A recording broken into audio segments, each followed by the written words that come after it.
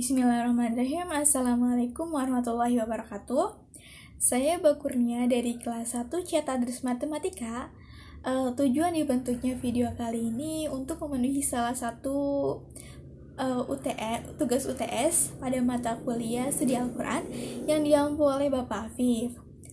Nah, pada kesempatan kali ini saya akan membahas atau memaparkan sedikit tentang nasyi dan mansyu yang saya ketahui, teman-teman. Dari pengalaman saya sendiri, saya dari SD, dari madrasah, dari SMP, SMA, saya nggak tahu kalau ada istilah nasyi, mansyu, nggak tahu, teman-teman. Saya baru tahu istilah tersebut tuh ketika saya kuliah, bahwa ada istilah nasyi dan istilah mansyu. Nah, apa sih nasyi dan mansyu gitu? Nah, nasyi sendiri itu diartikan menghapus, menghilangkan, atau mengganti. Nah, menghapus di sini itu bukan menghapus papan tulis, bukan, atau menghapus tulisan dalam buku, bukan. Tapi menghapus di sini itu menghapus lafaz dalam Al-Quran, atau mengganti hukumnya gitu, teman-teman, menjadi lebih baik gitu. Karena ujung-ujungnya juga bakal menguntungkan buat kita juga sih. Nah, tadi kan nasyi ya, sekarang mansyu. Mansyu itu kebalikan dari nasyi. Kalau tadi nasyi itu menghapus, menghilangkan, mengganti. Nah, kalau mansyu itu dihilangkan, diganti, dan dihapus. Kebalikannya ya, teman-teman. Sama sih, diganti lafaznya atau hukumnya gitu ya. Ujung-ujungnya bakal menguntungkan buat kita juga sih gitu.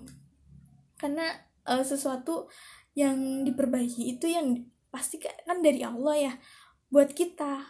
Nah, kalau sesuatu yang dari Allah tuh nggak bakal merugikan kita gitu, pasti menguntungkan banget buat kita gitu. Nah, terus ada ini ada macam-macam nasyi dan mansyu. Ada Al-Quran dinasyikan dengan Al-Quran, ada Al-Quran yang dinasyikan dengan As-Sunnah, ada As-Sunnah yang dinasyikan dengan As-Sunnah, ada As-Sunnah yang dinasyikan dengan Al-Quran. Nah, teman-teman, gitu. Baru itu yang ada 4 ya, teman-teman. Terus ada dasar-dasar penetapan nasyi dan mansyu. Kenapa sih ada nasyi dan mansyu gitu?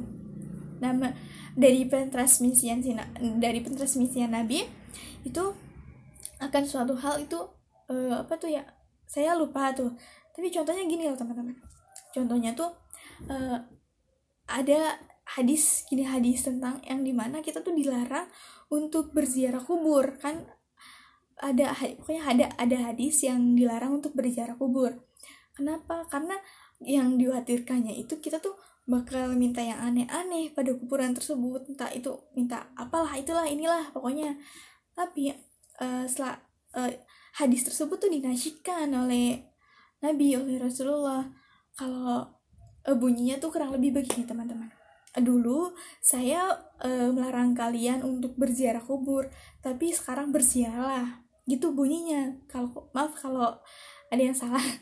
Nah, itu karena kalau kita berziarah itu kita mengingatkan akan suatu kematian. Kalau kematian itu bakal ada gitu buat kita yang hidup loh, gitu loh, teman-teman.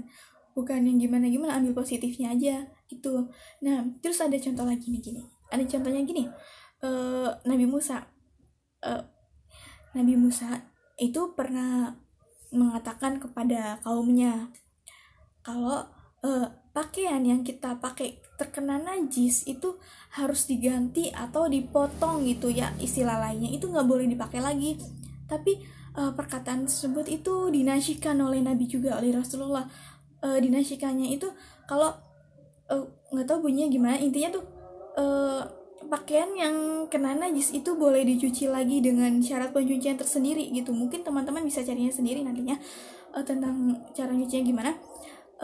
Karena kalau misalnya kita beli baju terus kena najis, dibuang, dipotong sekali, 2 kali, 3 kali, berkali-kali, itu termasuk boros nggak sih? Boros kan? Boros itu temannya setan kan? Kita nggak mau kan jadi temannya setan yang boros gara-gara baju yang terkena najis kan? Nggak mau kan gitu. Makanya good banget itu dinasyikan gitu. Bersyukur karena tadi yang saya bilang, sesuatu yang dinasyikan itu pasti menguntungkan buat kita, nggak merugikan buat kita gitu.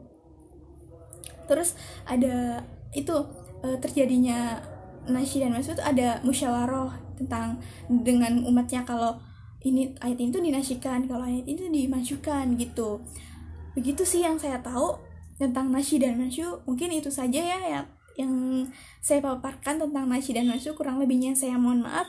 Saya Bakurnia minta maaf. Wabillahi taufiq wal hidayah. Wassalamualaikum warahmatullahi wabarakatuh. Terima kasih.